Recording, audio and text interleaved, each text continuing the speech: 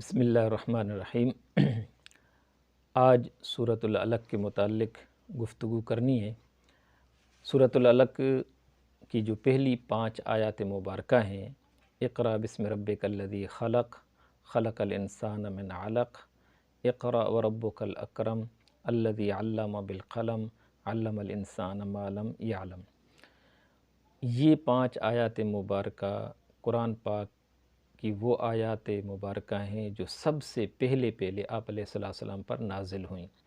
اللہ رب العالمین نے وہی جبریل علیہ السلام کے ذریعے جب اپنا مقدس کلام اپنے حبیب علیہ السلام پر نازل فرمایا تو اللہ رب العالمین کے یہ الفاظ مبارک تھے کہ اقرأ بسم ربک الذی خلق۔ اس کا مطلب ہے کہ اے حبیب علیہ السلام، آپ اپنے اس رب کے نام سے شروع کریں جس نے ہر چیز کو پیدا فرمایا ہے۔ خلق الانسان من علق، آپ اپنے اس رب کے نام سے شروع کریں، پڑھیں جس رب نے انسان کو علق سے پیدا کیا ہے۔ اقرأ وربک الاکرم، اے حبیب علیہ السلام آپ پڑھیے، اور آپ کا رب جو ہے بہت بڑا کریم ہے، جس نے علم بالقلم، جس نے قلم سے لکھنا سکھایا، علم الانسان ما لم یعلم، وہ تیرا رب ہے جس نے انسان کو اس چیز کا علم دیا جس چیز کو انسان نہیں جانتا تھا۔ ان 5 آیات مبارکہ میں اللہ رب العالمین نے جہاں آپ علیہ السلام سے خطاب فرمایا ہے، وہاں پہ اپنی تعریف فرمائی ہے۔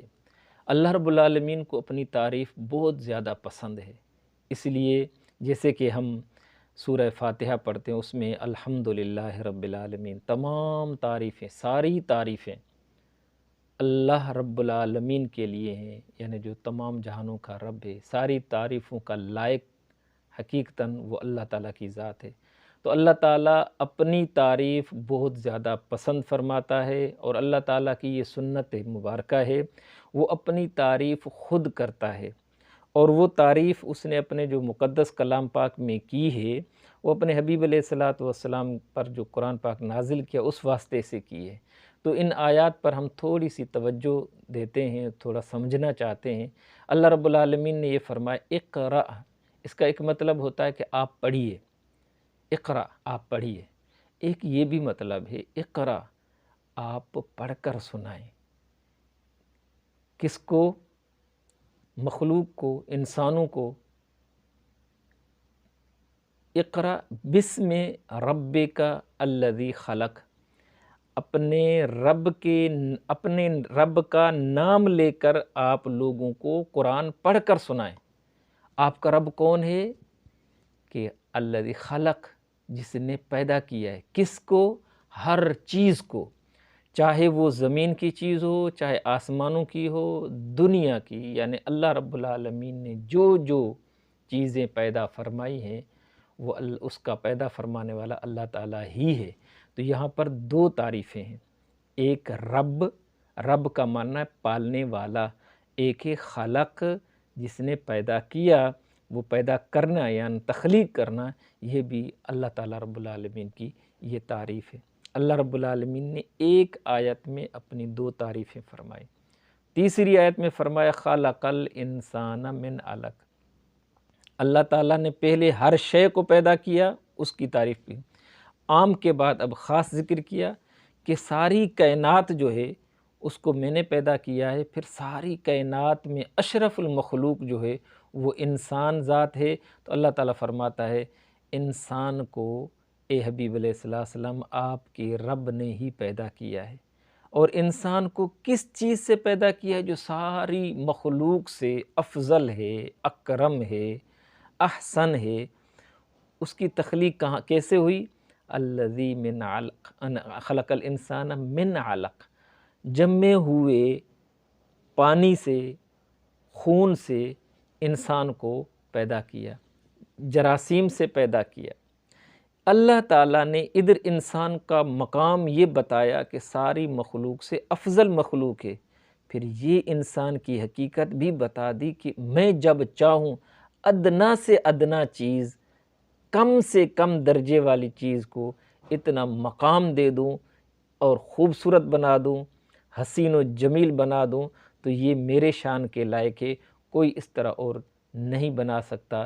اے حبیب، آپ اپنے اس رب کا نام لے کر پڑھنا شروع کریں یا لوگوں کو پڑھ کر سنائیں، جو ساری کائنات کا خالق ہے اور انسان کو جمے ہوئے لوتھڑے سے پیدا کرنے والا ہے، اس رب کا نام لے کر آپ لوگوں کو قرآن پڑھ کر سنائیں۔ یہ بھی ہے اور یہ بھی معنی ہے کہ آپ خود پڑھیے۔ اب دیکھیں نا، اللہ رب العالمین کی پہلی وحی جو آ رہی ہے، وہ پہلی وحی اقرا کی آ رہی ہے کہ پڑھنے کی۔ اسے پتہ چلتا ہے پڑھنا یا پڑھ کر سنانا یہ عام رتبہ نہیں ہے، عظیم الشان رتبہ ہے، مرتبہ ہے کہ اللہ رب العالمین خود فرما رہا ہے اور اپنے محبوب علیہ الصلوۃ والسلام کو فرما رہے ہیں کہ آپ پڑھ کر سنائیں، لوگوں کو قرآن سنائیں۔ آپ اپنے رب کا نام لے کر لوگوں کو پڑھ کر سنائیں۔ آگے پھر اس بات کو تکرار سے ذکر کیا، اقرا، پھر تیسری آیت میں فرمایا پڑھیے یا آپ پڑھ کر سنائیں۔ آپ ایسا ہے کہ جب آپ قرآن پڑھیں گے لوگوں کے سامنے، لوگ شاید متعجب بھی ہوں، تعجب کرنے والے بھی ہوں یا ہنسی و مذاق کرنے والے بھی ہوں، اور اس کے ساتھ یہ ہے کہ شاید آپ پر طنز بھی کریں، لیکن اے حبیب علیہ السلام، یہ وحی آپ پر آئی ہے، قرآن پاک آپ پر نازل ہوا ہے، آپ اپنے رب کا نام لے کر لوگوں کو قرآن پڑھ کر سنائیں، اور آپ کا رب جو ہے بہت بڑا کریم ہے، ربک الاکرم، آپ کا رب بہت اتنا کرم کرتا ہے جس کی کوئی انتہا نہیں ہے۔ اے حبیب، اپنے رب کا نام لے کر آپ لوگوں کو قرآن پاک پڑھ کر سنائیں، یا آپ خود پڑھیں یا لوگوں کو سنائیں۔ اللہ تعالیٰ آگے پھر اپنی تعریف فرمائی، یہاں پہ ایک تیسری تعریف یہ فرمائی، چوتھی، کہ آپ کا رب اکرم ہے، بہت زیادہ کریم ہے، اور پانچویں تعریف اپنی فرمائی الذی علم بالقلم، آپ کا رب وہ ہے جس نے انسان کو قلم سے لکھنا سکھایا ہے۔ قلم سے لکھنا سکھانا یہ ویسے نہیں ہے کوئی انسان ویسے سیکھ گیا خود بخود، نہیں، اللہ تعالیٰ فرماتا ہے میں نے سکھایا ہے، علم سکھایا، کیسے؟ قلم سے سکھایا۔ اور چھٹی تعریف اپنی اللہ رب العالمین نے کی کہ اللہ تعالیٰ وہ ہے، آپ کا رب وہ ہے جس نے انسان کو تعلیم دی، علم دیا، کس چیز کا؟ جس چیز کا اس کے پاس علم نہیں تھا۔ کائنات میں جس چیز کا علم انسان کے پاس نہیں تھا، اے حبیب علیہ السلام، آپ کے رب نے انسان کو وہ علم عطا کیا۔ آپ خود دیکھ سکتے ہیں کہ کتنے علوم ہیں جن کو اب ہم یہ کہہ سکتے ہیں کہ ان کو ہم احصاء نہیں کر سکتے، ان کو شمار نہیں کر سکتے۔ بہت زیادہ علوم ہیں، پانی کے علوم بھی زیادہ ہیں، دھرتی کے علوم بھی زیادہ ہیں، فنی علوم بھی زیادہ ہیں، پتہ نہیں اب تو سائنس کے علوم بھی زیادہ ہیں، کمپیوٹر کے بھی علوم زیادہ ہیں۔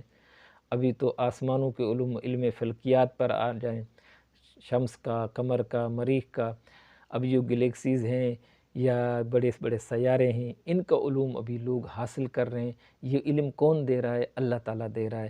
اللہ تعالیٰ نے ان آیات میں ہمارے لیے جو بڑا اعزاز فرمایا وہ یہ کہ اللہ تعالیٰ اپنی تعریف فرما رہا ہے کہ میں نے انسان کو علم دیا ہے۔ یہ اللہ رب العالمین کی شان ہے، یہ اللہ رب العالمین کی تعریف ہے۔ اللہ تعالیٰ فرماتا ہے میں نے انسان کو قلم سے لکھنا سکھایا، اور انسان کو جس چیز کا علم نہیں تھا وہ علم دینے والا میں ہوں۔ اے حبیب علیہ السلام، آپ اس علم کو پھیلائیں، آپ لوگوں کو پڑھ کر سنائیں۔ اقرأ بسم ربک الذی خلق۔